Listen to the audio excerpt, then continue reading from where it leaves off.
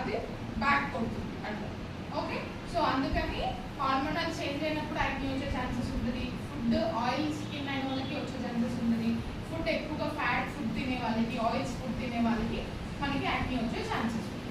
Okay, ఆ యాక్ని రావడానికి chance ఉన్న స్కిన్ అయినా, ఆల్రెడీ వచ్చిన స్కిన్ అయినా, ఆల్రెడీ యాక్టివ్గా ఉన్న ఏదైనా ప్రోడక్ట్ వాడితే వస్తుంది అన్న ఆలోచన ఉన్న ఆ స్కిన్ని యాక్ని ప్రోన్ స్కిన్ అంటారు.